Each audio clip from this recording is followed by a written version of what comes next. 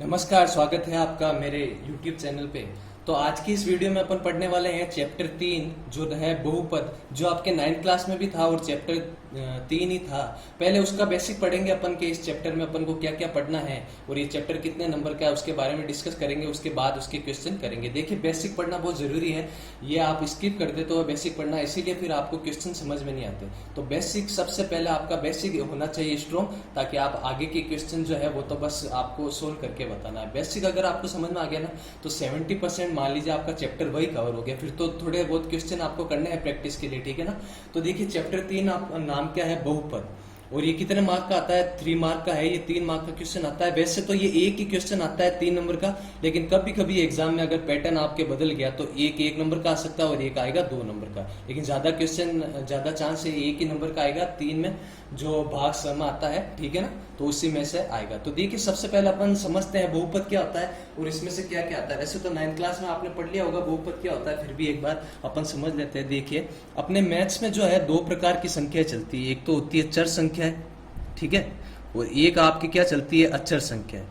चर संख्या होती है और एक क्या होती है, अचर संख्या होती है। अब चर संख्या क्या होती है, देखिए गणित में अपन जो भी पढ़ते हैं ना, 0 से लगाकर 1 2 3 4 संख्या, यानी जो प्राकृत संख्या है, जो पूर्ण संख्या है, या जो पूर्णांक संख्या है, मतलब प्लस वाली संख्या, माइनस वाली संख्या, या जैसे भी संख्या आप पढ़ते हो, वर्गमूल वाली संख्या, वो सारी संख्या क्या होती है, चर संख्या। इनके अलावा जो ए से लगाकर जेड के बीच में जो अंग्रेजी वर्णमाला के अक्षर होते हैं ना, ए बी सी, ज्यादातर अपन ने क्या पढ़ा है, एक्स वाई जेड, ये सारी संख्या क्या कहलाती है, अचर संख्या। अब बहुपद कब बनता है, जब अपन एक चर संख्या को, जैसे मान लीजिए 2 है चर संख्या, इसको अचर संख्या से कर दिया गुणा। कोई भी अचर संख्या मान ले लीजिए एक्स, 2 और x को गुणा करके आप ऐसे लिख सकते हो 2x। इसीलिए मैं कहता हूं अगर 2 संख्या के बीच कोई चिन्ह नहीं है, मतलब क्या हो रहा है, गुणा, तो इसको ऐसे लिख सकते हो। तो ये जो भी संख्या होती है 4x 4y 4z, ये सारे क्या होते हैं, बहुपद होते हैं, ठीक है ना। अब जैसे देखिए, ये तो बहुपद कैसा हुआ, एक पद, ये बहुपद, इसमें एक पद आ रहा है। अगर 2 पद आ जाए ऐसे, जैसे मान लीजिए 2x² प्लस 4x प्लस 3, इसमें कितने पद आ रहे हैं, 3 पद, तो ये क्या हो गया, त्रिपदी हो गया। अगर 2 पद आ रहे हैं तो ये क्या हो गया, 2 पदी होगा। तो ये तो हो गया बहुपद। अब देखिए, आपके जो ये चैप्टर अपन करेंगे ना, उसमें चैप्टर में देखिए 3.6 तक प्रश्नावली है। कितनी एक्सरसाइज है, 3.6 तक। तो 3.1 से लगाकर 3.3 के बीच में तो आपको ऐसे कोई भी बहुपद दिया हुआ आ जाएगा, है ना, बहुपद जिसमें घात कितनी भी हो सकती है। जैसे मान लीजिए ऐसा आएगा कोई क्वेश्चन, 7x की घात 3 plus 4x² plus 5x plus 3। इस बहुपद की उच्चतम घात कितनी है, मतलब सबसे ज्यादा घात कितनी है, 3। तो अगर इसके जब आप टुकड़े करोगे ना, x के मान निकालोगे ना, तो x के कितने मान आएंगे, 3 मान आएंगे, ठीक है। अगर समीकरण की घात 2 होगी तो 2 मान आएंगे। तो पहली जो 3.1 से 3.3 तक के क्वेश्चन आएंगे, उसमें तो आपके कितनी भी घात तक क्वेश्चन दे देंगे, 4 घात तक भी दे सकते हैं, 4x की घात 4, 5x3 प्लस 2x। तो इसमें कितने आंसर आएंगे, आपके 4 आंसर आएंगे, ठीक है ना। तो 3.1 से लेकर 3.3 तो ऐसे कोई भी क्वेश्चन आएगा। जैसे आपके 9th क्लास में आपने पढ़ा था कि 7x प्लस 2 में भाग दीजिए इस संख्या का 7x4 plus 5x3 plus 2x²। तो इस समीकरण की उच्चतम घात कितनी है, 4। तो इसके कितने टुकड़े आएंगे, 4। तो एक टुकड़ा तो आपको दिया हुआ आएगा, बाकी के 3 टुकड़े आपको भाग देके निकाल लेंगे। एक ऐसे क्वेश्चन आएंगे। और इसके उत्तर की भी आपको जांच करनी पड़ेगी। उत्तर की जांच कैसे करेंगे, मैंने आपको बताया था दूसरी प्रश्नावली में। भाग देने के बाद एक नियम होता है कि भाज्य बराबर क्या होता है, भाजक इंटू भागफल प्लस शेषफल। मैंने बताया था भाज्य बराबर भाजक इंटू भागफल प्लस शेषफल। इसमें ये जो बहुपद वाली समीकरण आएगी ना, उसमें भाज्य को क्या बोलेंगे, px। जो भाजक दिया हुआ आएगा उसको क्या बोलेंगे, gx। और जो भागफल आएगा उसको बोलेंगे qx, और शेषफल को क्या बोलेंगे, rx। तो आपको समीकरण को इस रूप में जमाना होगा और जो उत्तर इसका आएगा, मान लीजिए इसको आपने सोल्व करा तो ऐसे आ गया 4x प्लस 5। ऐसे मान लीजिए जैसे इसमें इसका भाग दिया, जो भी भाग आया गुणा भाग करने के बाद भागफल शेषफल और भाजक को इधर आया 4x प्लस 5, तो वापस इधर भी कितना आना चाहिए, 4x प्लस 5। तो इस प्रकार होती है उत्तर की जांच। तो 3.1 से 3.3 के बीच में तो कोई भी क्वेश्चन आ सकता है। 2 घात वाला भी आ सकता है। जैसे 2 घात वाला तो अपन ने 9th क्लास में पढ़ा था, उसको कौन सी विधि से अपन सरल करते थे, गुणनखंड विधि से। अब देखिए 3.3 के बाद आपके खाली आएंगे द्विघात समीकरण वाले सवाल। कैसे सवाल आएंगे, द्विघात समीकरण वाले सवाल।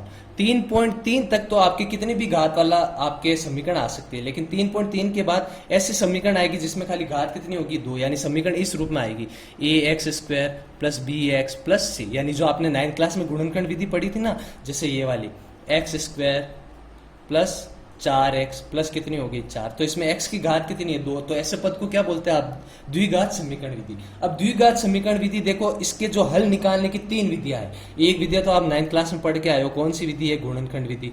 पहली और तीसरी संख्या को गुणा करके उत्तर निकालना, ठीक है ना। वैसे ये 3.1 से 3.3 के बीच में भी आप कहीं कहीं लगाओगे क्योंकि जरूरत पड़ेगी इसकी। दूसरी विधि होती है आपके पूर्ण वर्ग विधि, जो आपके नहीं है, पूर्ण वर्ग विधि। अब इसमें आपको क्या करना है, जैसे देखिए ये सवाल दिया हुआ है, ये सवाल इस तरीके से लिखा है, तो आपको इसको ऐसे लिखना है x प्लस 2 का होल स्क्वायर, क्योंकि इसको वापस खोलोगे a प्लस बी के होल स्क्वायर से क्या आएगा, a का square plus 2ab plus b का स्क्वायर। तो ऐसा दिया हुआ आएगा, उसको ऐसा लिखना पड़ेगा। इसके लिए हमें थोड़ा काम करना पड़ेगा, थोड़ी मेहनत करनी पड़ेगी। तो दूसरी विधि कौन सी है, पूर्ण वर्ग विधि। और तीसरी विधि आपके कौन सी है, सीधी सीधी सूत्र लगाना है आपको। उस सूत्र का नाम क्या है, धनाचार्य विधि। क्या नाम है, धनाचार्य विधि। एक सूत्र होता है ऐसे, माइनस बी प्लस माइनस, यहाँ प्लस माइनस आता है अंडर रूट में अंडर रूट में यहाँ पर आएगा बी स्क्वायर माइनस आएगा 4ac, ठीक है ना।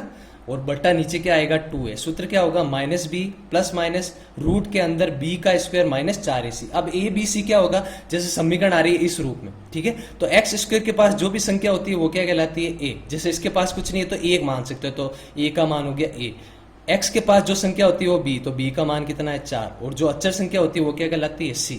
तो इस प्रकार एबीसी के मान इसमें निकालने। अब देखिए, एक बार आपने ये विधि सीख ली, उसके बाद आप कोई भी विधि लगाकर द्विघात समीकरण के हल निकाल सकते हैं। अब देखिए, द्विघात समीकरण में x के ऊपर उच्चतम घात कितनी होती है 2, तो x के कितने मान आएंगे, 2 मान आएंगे, है ना।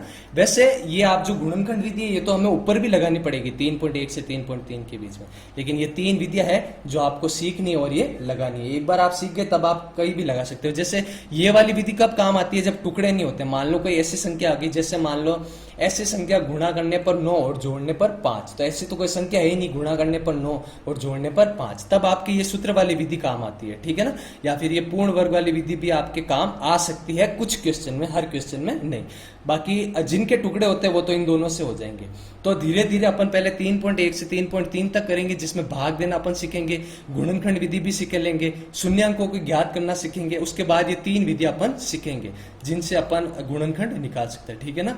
तो अगर आपको ये थोड़ा सा हल्का सा बेसिक था जो मैंने आपको सिखा दिया, ताकि आपको चर अचर बहुपद क्या होता है, समीकरण की घात क्या होती है, वो आपको समझ में आ जाए। अब आपके मन में एक क्वेश्चन आएगा, जैसे मान लीजिए कि भाई आपने बोला बहुपद में चर और अचर संख्या दोनों होनी चाहिए, लेकिन यहाँ 3 में तो अचर आ ही नहीं रहा। तो देखो, इसके आगे कुछ भी आप लिख सकते हो, एक्स वाई जेड लगा के, घात ऊपर 0 लगा सकते हो ना, है ना। तो घात आपके 0 आ गई। तो अचर संख्या में अगर आपको बोले एक अचर संख्या की बहुपद में घात कितनी होती है, एक अचर बहुपद की, ऐसा भी क्वेश्चन आ सकता है, अचर बहुपद की घात कितनी होती है, अचर बहुपद की। तो अचर बहुपद की घात आपके कितनी होती है, 0, ठीक है ना। तो ये हल्का सा बेसिक था जो मैंने आपको बताना जरूरी समझा, मैंने बता दिया। अगली बार अपन सीधे इसके क्वेश्चन करेंगे। तो वीडियो अच्छा लगा तो लाइक कीजिए, चैनल को सब्सक्राइब कीजिए, अपने दोस्तों के साथ जरूर इसे शेयर कीजिए। धन्यवाद।